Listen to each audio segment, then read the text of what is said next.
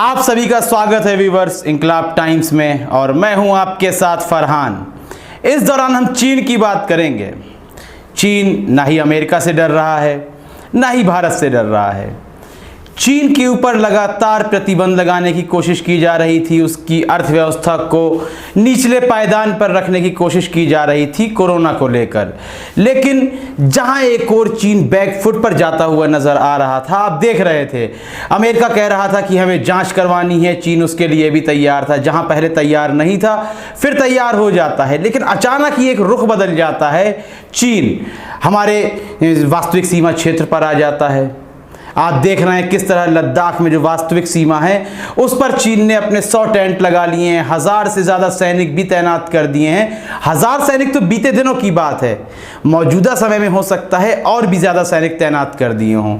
लेकिन यहाँ सवाल होता रहेगा इस वक्त मौजूदा सरकार से, क्योंकि यूपीए 2 का दौर था जब लगातार बयानबाजी हो रही थी कि कांग्रेस ने देश को गड्ढे में डाल दिया है। जहां चीन से लाल आंखें दिखाकर बात की जानी चाहिए थी, वहीं चीन के साथ दोस्ताना संबंध बनाए जा रहे हैं। डोकलाम को लेकर भी लगातार निशाना बनाया जा रहा था। आप सभी को याद होगा इस वक्त अभी चीन के साथ कई ऐसे मसले हैं जिनको वह एक साथ निपटा रहा है।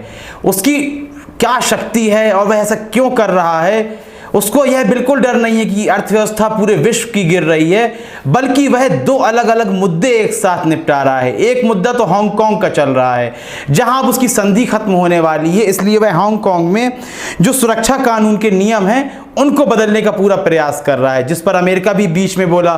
तो उसने अमेरिका से साफ शब्दों में कह दिया कि यह जो हिस्सा है हांगकांग का, यह हमारे ही दायरे में रहा है, आपको बीच में आने की आवश्यकता नहीं है। इससे पहले भी जब लद्दाख में सेना बढ़ाई जा रही थी तब भी आया था बीच में अमेरिका, तब भी चीन ने उसको लताड़ लगा दी थी। तो इस दौरान एक तो हांगकांग का मामला संभालता हुआ आ रहा है चीन, जहां अमेरिका ने यह भी कह दिया है कि वह हांगकांग के साथ सभी व्यापारिक रिश्ते तोड़ देगा जो मौजूदा समय में उसके साथ हैं, यदि चीन वहां पर जो नियम हैं, कानून है जो वहां पर सुरक्षा के, उन्हें बदलने की कोशिश करता है। अब सवाल आकर टिकता है नरेंद्र मोदी पर, जो लाल आंखें दिखाने की बात करते थे। तो आंखें इतनी सफेद क्यों दिखाई दे रही हैं आपकी? अब वह लाल आंखें कहां हैं? हमें इंतजार था कि हम चीन को मुंह तोड़ जवाब दें, पाकिस्तान को मुंह तोड़ जवाब दें, चाहे नेपाल की कोई हरकत हो उससे भी हम लगातार लोहा लें। लेकिन यहां पर हम देख रहे हैं कि भारत नेपाल से समझौता करने की बात कर रहा है, कहता है कि इस मुद्दे को बातों से ही सुलझा लेना चाहिए, यह कहना है भारत का। और अब चीन का क्या कहना है भारत के लिए?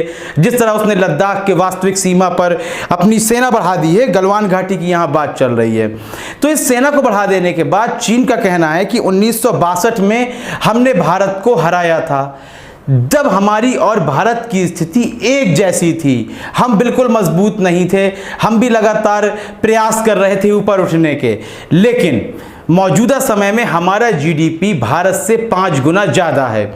अब यहाँ पर हम बात करेंगे, विदेश मंत्रालय के प्रवक्ता हैं झाओ लियान, इन्होंने साफ कह दिया है कि चाहे वह हांगकांग का क्षेत्र हो, वो अमेरिका को धमकी देते हुए उन्होंने कहा है कि यहाँ पर हमारा अधिकार रहा है। यहीं दूसरी ओर भारत से भी उन्होंने यही बात कही है कि हमारी जीडीपी आपसे 5 गुना ज़्यादा है। और बिल्कुल आप देख सकते हैं चीन ने मौजूदा समय में सेना की संख्या जिस तरह बढ़ा दी है, वहीं पर हथियारबंद सैनिक हो, बंकर बनाने की पूरी प्रयास किए जा रहे हैं, कोशिश की जा रही हैं, कंक्रीट वगैरह का पूरा इस्तेमाल किया जा रहा है, वहां पर एक कार्य चल रहा है। तो हम यहां पर अंधभक्तों को निशाने पर लेंगे कि देखिए, चाहे चीन की बात हो या नेपाल की बात हो, दोनों बातें बिल्कुल एक जैसी हैं। यहीं पर यदि हम पाकिस्तान का नाम ले तो पाकिस्तान जिस तरह जम्मू और कश्मीर में अपना अधिकार स्थापित करने की बात करता है, वही कार्य नेपाल कर रहा है। तो अब यहां पर अंधभक्तों की जो चुप्पी है वह देखने लायक है, क्योंकि कल तक यदि यही मुद्दा पाकिस्तान के साथ होता तो आप देखिए भारत भर में खुद अपने ही नागरिकों को लेकर लगातार तंज कसे जा रहे होते, लेकिन नेपाल को लेकर बात कहा जा रहा है, बात की जाएगी। किसी प्रकार का एक्शन नहीं दिख रहा है, अंधभक्तों की चीख पुकार नहीं सुनाई दे रही है। बल्कि आप बॉलीवुड की मशहूर अभिनेत्री मनीषा कोइराला की बात करें तो उन्होंने तक कह दिया था कि हमें चीन के कदम पर, हम अपने छोटे से देश पर गर्व करते हैं। सोचिए यही बात यदि अदनान सामी ने कही होती, यहां रह रहे होते किसी भी ऐसे व्यक्ति ने कही होती जो पाकिस्तान से संबंध रखता, तो यकीन कीजिए उसके साथ साथ यहां अल्पसंख्यक समुदाय के अन्य लोगों को भी लगातार निशाना बनाया जाता। तो हम यहाँ तरस रहे हैं इस वक्त नरेंद्र मोदी की लाल आंखें देखने के लिए।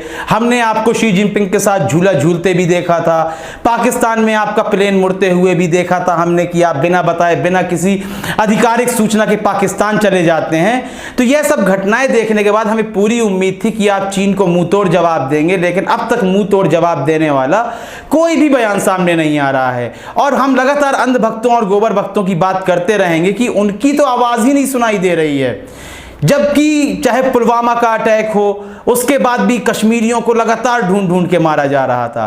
तो अब वे नेपालियों को क्यों नहीं ढूंढ रहे हैं? हम यह नहीं कह रहे कि आप नेपालियों को ढूंढ के मारिए, लिंचिंग कीजिए, गलत है लिंचिंग करना, लेकिन आप नेपालियों को ढूंढिए, उनसे सवाल कीजिए। सोशल मीडिया भी एकदम शांत है, लेकिन सोशल मीडिया में जो बवाल मचा हुआ है वह पाकिस्तान से आए कबूतर को लेकर मचा हुआ है।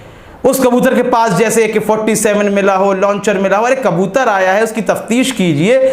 लेकिन चीन जो हमारी सरहद में घुसा हुआ बैठा है उसकी बात बिल्कुल भी करता नजर नहीं आ रहा है। इस वक्त का मेन जो स्ट्रीम मीडिया है, मुख्य धारा का मीडिया, इस बात की बिल्कुल भी बात कर ही नहीं रहा है, जैसे कुछ हुआ ही ना हो। तो नेपाल के संबंध में, चीन के संबंध में, अंधभक्तों के संबंध में, प्रधानमंत्री मोदी की लाल आंखों के संबंध में आप अपनी राय हमें अवश्य दें। कार्यक्रम को लाइक करें, ज्यादा से ज्यादा शेयर करें और चैनल को सब्सक्राइब अवश्य कर दें। तब तक के लिए इजाजत दीजिए, धन्यवाद।